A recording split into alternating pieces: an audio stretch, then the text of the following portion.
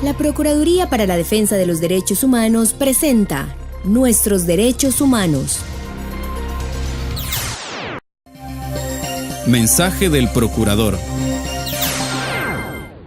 Quiero expresar mi más profundo rechazo y condena a la masacre de 8 personas en el departamento de Sonsonate, jóvenes y una mujer, justamente en el día que rechazamos la violencia contra la mujer.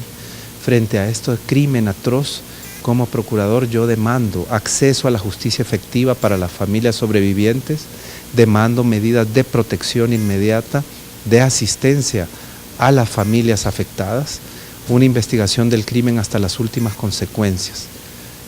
Este tipo de tragedias debe motivarnos a replantear y reflexionar el rumbo de las políticas de seguridad en el país.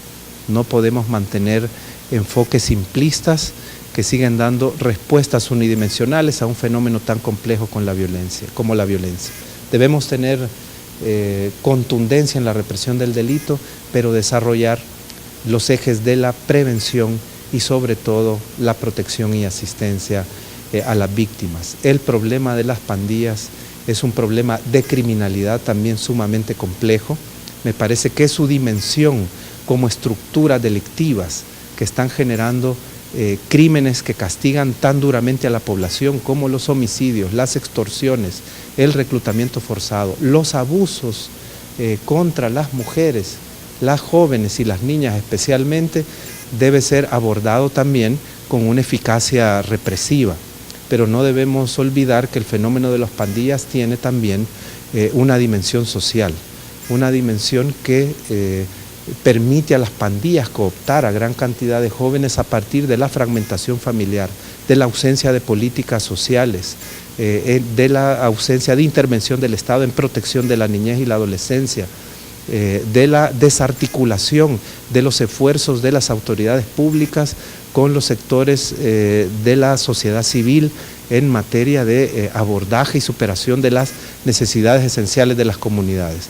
Por lo tanto, debe haber represión y control del delito eficaz frente a la dimensión de estructuras delictivas de las pandillas, pero esto no nos debe llevar a abandonar el enfoque de intervenir en el nivel secundario y terciario de la prevención, que implica la intervención en los territorios e inclusive la aprobación de legislación específica y además de políticas públicas sociales en favor de estos sectores excluidos y que se están generando condiciones para que la pandilla pueda seguir fortaleciéndose.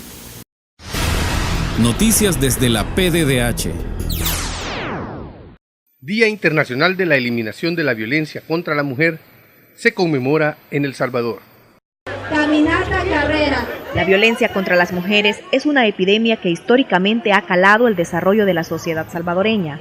Ante esta lamentable realidad, que aún es latente en nuestro país, el Procurador para la Defensa de los Derechos Humanos, David Ernesto Morales Cruz, se sumó a las actividades que buscan crear conciencia para erradicarla y participó en la jornada denominada Corriendo por una vida libre de violencia para las mujeres. La violencia contra las mujeres es una grave violación a los derechos humanos, en cualquiera de sus formas, física, económica, psicológica, simbólica. En este sentido, el procurador es enfático en demandar acciones de todos los sectores para terminar con los esquemas de violencia contra la mujer en El Salvador.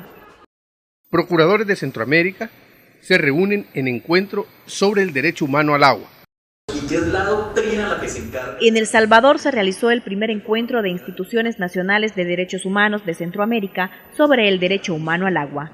Según la defensora de los habitantes de Costa Rica, Montserrat Solano, durante 2 días compartieron las experiencias que cada país tiene respecto al recurso hídrico.